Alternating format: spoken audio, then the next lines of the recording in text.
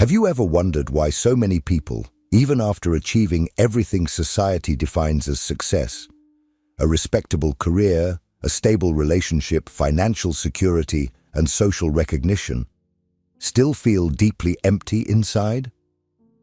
Why, upon reaching the top of the ladder, do some look around and ask, is this all there is? This type of silent discomfort, almost impossible to explain, was identified by Carl Gustav Jung as an alarming psychic condition he called Sunday neurosis. An emptiness that does not arise from lack, but from achievement. It is what he observed in many of his patients. Individuals who, upon attaining what everyone would consider an enviable life, began to experience a disturbing sense of disconnection as if they were living someone else's life. The entire week was filled with obligations, goals, and external expectations. But in the silence of Sunday, when there are no emails, meetings, or distractions, something deeper begins to emerge. An existential malaise that cannot be resolved with more work, more shopping, or more likes. Jung saw that this phenomenon was not a character flaw, nor ingratitude, nor simply biochemical depression. It was the soul protesting. A cry from the depths of the unconscious saying, "You have built a life that everyone admires, except for who you really are." This is the golden prison, beautiful on the outside, but suffocating on the inside. In this introduction, we delve into a truth that few dare to face. Success, when built solely on external demands and social persona, can become a sentence of emptiness. And worse, this often happens to people who did everything right. They followed society's manual to the letter, but they forgot to consult the only guide that truly matters, their own soul. Throughout this video, we will explore why this emptiness occurs, how Jung explained this internal rupture, and most importantly, what can be done when even a perfect life seems to have no meaning at all. Because perhaps the problem is not what you have achieved, but who you had to become to achieve all of this. If you have ever felt this way, if this silent feeling of disconnection has visited you in moments of apparent tranquility, keep watching. This video was made just for you. For most of life, society offers us a clear script. Study, choose a promising career, achieve stability, start a family, seek recognition, and ascend socially. We are taught, both explicitly and implicitly, that these milestones are synonymous with fulfillment. Many follow this path with admirable discipline and effort. However, something deeply unsettling happens to some of these people when they finally arrive. The promise of wholeness never materializes. Success, that ideal pursued for years, reveals itself to be an illusion, shiny on the outside, but hollow on the inside.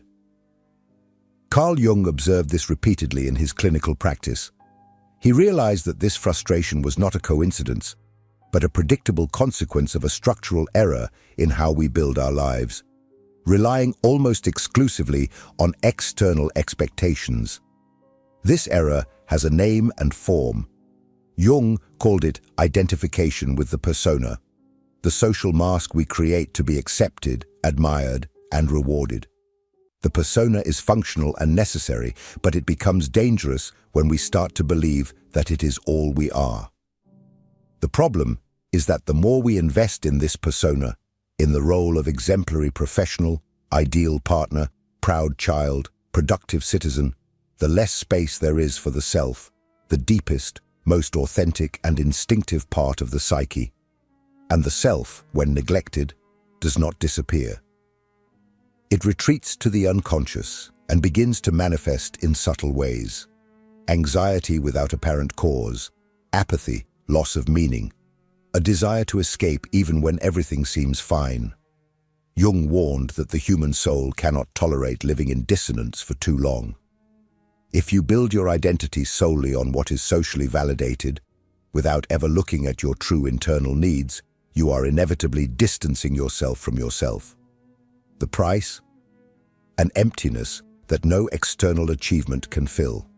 And this emptiness is precisely what many successful people face. Lonely in mansions, disconnected in perfect marriages, suffocated in prestigious positions. This disconnection does not happen overnight. It is the result of a life built without listening to one's own soul. As Jung wrote, what you do not bring to consciousness appears in your life as fate.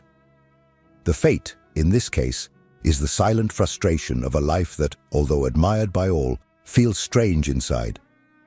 As if something is deeply wrong but no one else can see it. Only you. And when this crisis finally knocks at the door, it is no use doubling down. It is no use seeking a bigger promotion, a more expensive car, or a new relationship. Because the problem is not outside, it is within. And it is precisely at this point that many face the decisive moment that Jung called the turning point of life. In the next part, we will dive into this powerful and liberating concept, the moment when the psyche begins to demand a radical change, a deep calling to stop living as others expect of you and start living as who you truly are. If this content is making sense to you, click the subscribe button and subscribe to the channel. Thank you for your support. There is a moment in the journey of every human being that, although not marked on the calendar, has the power to redefine all existence. Carl Jung called this moment Die Wendezeit, the turning point of life. It is not a specific event, but a deep psychic demand, an inner call for us to stop living according to imposed ideals and start living according to who we really are. This turning point usually occurs around the ages of 35 to 45, although it can arise earlier or later, depending on each individual's journey. And contrary to what many think, it is not triggered by failure, but precisely by success. Until this phase, most people are completely engaged in the pursuit of external goals, career, stability, approval, achievement. This movement is natural. It is necessary to consolidate the ego, build social identity, establish oneself in the world. But Jung observed that the human psyche was made for more than that. And when this first stage is completed, the soul begins to demand something different: depth, meaning, integration.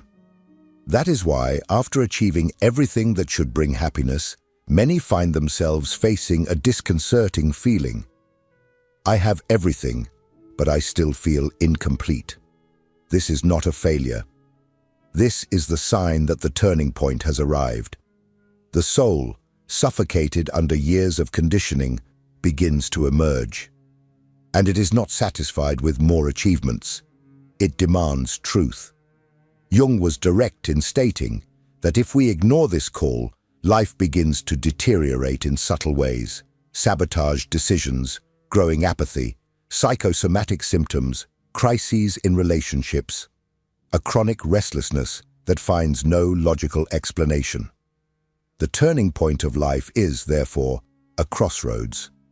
Some resist, doubling down on the path they were already on, trying to fill the void with more of the same. But this only deepens the emptiness. Others listen, even if with fear, and begin to ask themselves, what if everything I built is not really mine? This question, as terrifying as it may seem, is also the door to freedom. Jung argued that this change is not only desirable, it is inevitable.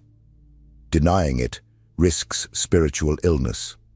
Accepting it, on the other hand, requires courage, because it means questioning everything: your choices, your relationships, your beliefs, your identity. It means facing the fact that, to truly live, it may be necessary to deconstruct much of what has been built.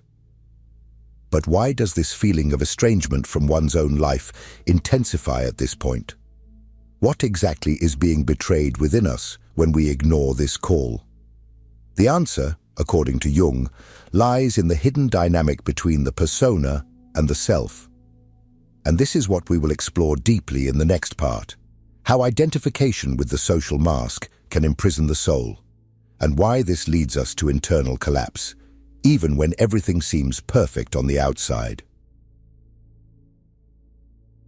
If you feel that you are living a life that is not truly yours, the origin of that feeling can be found in one of the deepest concepts of Jungian psychology, the conflict between the persona and the self.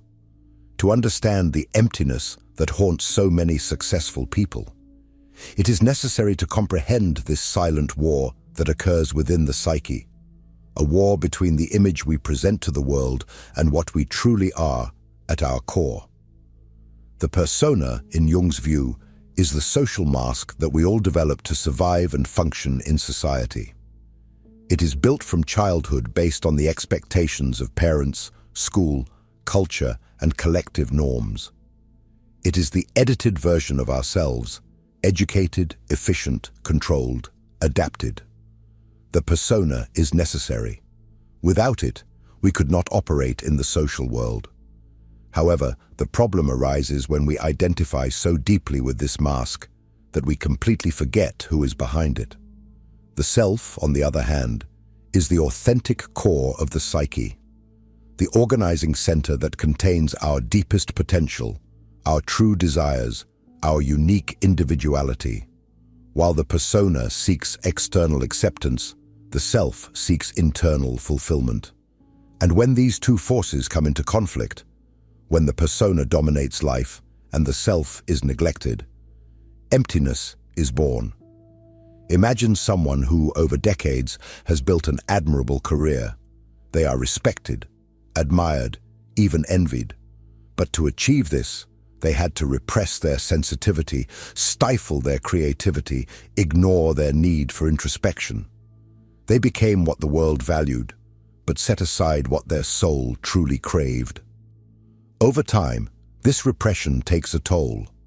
The person wakes up one day and no longer recognizes themselves. They feel like a stranger within their own routine.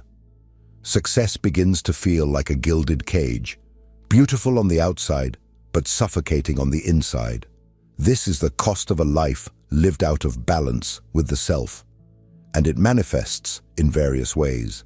Existential crises with no apparent cause, feelings of alienation, a deep boredom that even the greatest pleasures cannot dissipate. As Jung stated, the persona is what someone is not, but what they and others think they are. The further you stray from the self, the more you live for others' expectations, and the more you betray yourself, the duller life becomes. But the self is not passive. It manifests in dreams, in symptoms, in internal conflicts, in emotional relapses. It tries, at all costs, to get your attention, and it does so not to punish, but to remind. You were not born to play a role. You were born to be whole. Reconnecting with the self, however, requires more than reflection. It demands concrete action, rethinking choices, breaking patterns, challenging the idealized image we have created of ourselves. And this inevitably provokes consequences. Relationships change, plans crumble, identities collapse. But it is in this collapse that something true can finally emerge. In the next part, we will delve deeper into the signs of this disconnection. What are the symptoms that indicate the soul is being ignored? How do the body and mind begin to scream when the self is suffocated by the persona? And why can the collapse, although painful, be the beginning of true liberation? When external life seems to be in order, but internally everything feels out of place, the body and mind begin to emit signals. These are silent alerts that something is being ignored, not something superficial, but essential. Jung understood that psychic suffering is not a mistake to be eliminated, but a symbolic language of the soul. And when the soul is silenced for too long, it finds other ways to manifest. Anxiety without reason, a sense of emotional numbness, chronic insomnia, sudden existential crises, and even physical illnesses without clear medical explanation. These symptoms are not the problem, they are the message. It is common for a person at this stage not to understand what is happening. After all, everything seems fine. They have stability, a good relationship, a social circle, even moments of leisure. Yet there is still a persistent discomfort, a kind of diffuse unease, as if living on autopilot. Nothing seems wrong, but nothing seems right.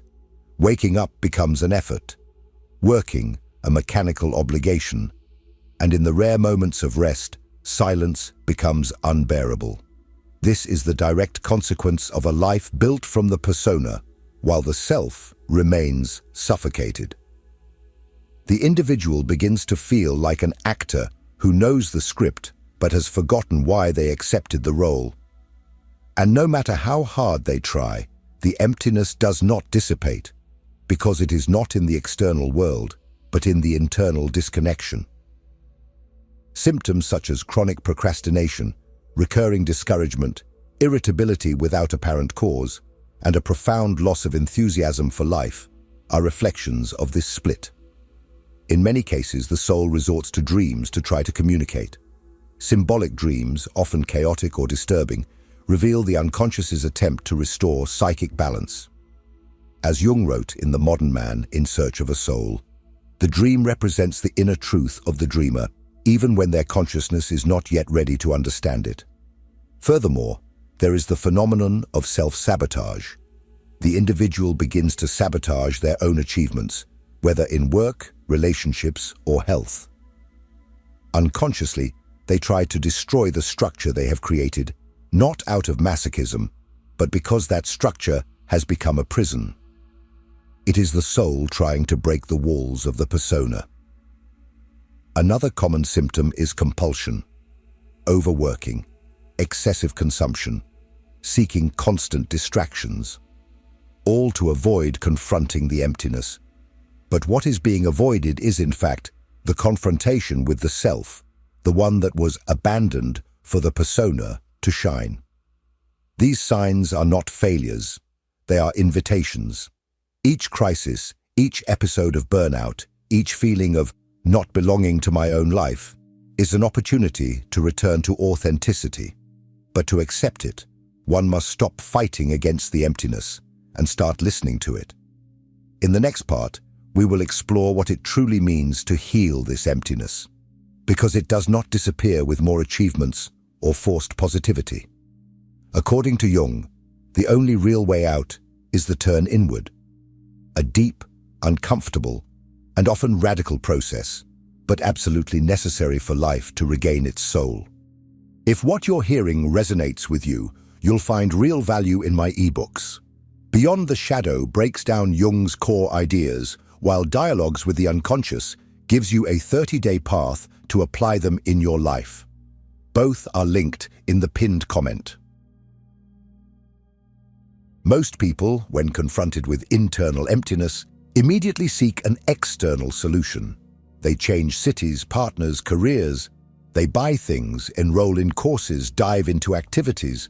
They try to fill the void with experiences, consumption, or even superficial spirituality. But as Carl Jung warned, the existential void that arises after exclusive identification with the persona is not a problem that can be solved within the same life structure that caused it. It is not a mistake in the system. It is the bankruptcy of the system.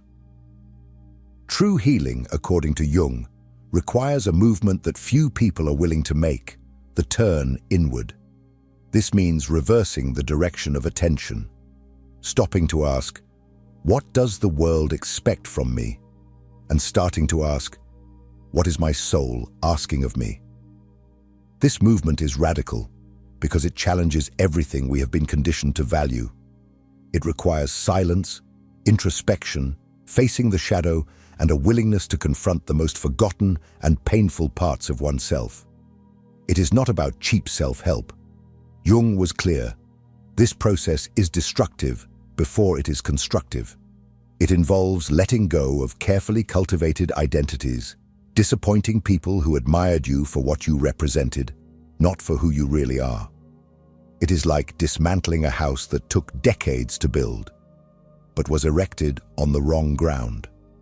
The turn inward may include drastic changes, abandoning a career that no longer makes sense, ending a relationship where you cannot be whole, changing habits, cutting ties, revisiting traumas, questioning beliefs.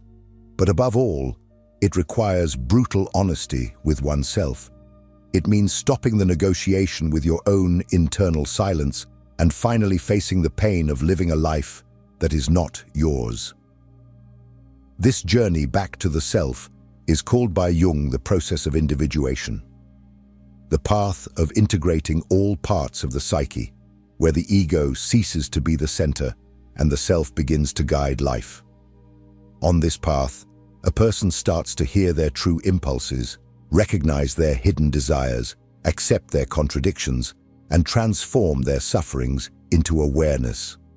It is a slow, painful process, but deeply liberating. And this transformation does not happen in a weekend retreat or a simple epiphany. It happens in the small daily choices, saying no when everyone expects a yes, admitting feelings you have learned to suppress, changing the pace of life, rediscovering passions that were buried in the name of productivity or image. The turn inward is, above all, an act of courage, because it requires relinquishing the version of yourself that the world has learned to applaud. And in this abandonment, something new begins to emerge, a meaningful life, an existence with soul, a presence that no longer needs external validation to justify itself. But even after starting this journey, there is one last obstacle to face: the illusion that it is still possible to keep everything as it is while simultaneously living authentically. In the next and final part, we will talk about the truth that few have the courage to accept, that healing the void requires sacrifices, and that rebuilding a life around the self may mean abandoning everything that once brought you success. There comes a moment when it is no longer possible to sustain the illusion. You realize that you cannot continue living the same way and expect to feel something different. The soul, when silenced for too long, begins to scream, and this scream manifests as chronic dissatisfaction, emotional collapses, existential crises, and a constant feeling of being out of place. Carl Jung was clear: this type of suffering is not a defect to be corrected. It is a call to transformation. And answering this call inevitably means sacrificing parts of life that were built to please others, but that betray who you really are. This is the hardest point of the journey, accepting that some things will need to die for others to be born. It could be the dream job that was never yours. It could be a relationship that works on paper but does not nurture your essence. It could be the social role you learned to play so well, but that today empties you. None of this needs to be thrown away with anger or impulsivity, but all of it needs to be re-evaluated with honesty, brutal, courageous, non-negotiable. Jung believed that only those who have the courage to traverse the underworld of their own psyche, face the shadow, recognize the rejected desires, and come out the other side with a new direction in life, become truly whole. True freedom is not in having a perfect life in the eyes of others. It is in building a life that makes sense to you, even if no one understands, even if it costs approval, stability, or status. This reconstruction is profound. It does not happen in a day, but it begins with a simple gesture: stopping fleeing from the void, stopping trying to fill it with distractions, stopping pretending that everything is fine when the soul is begging for change. And in that silence, something begins to reorganize.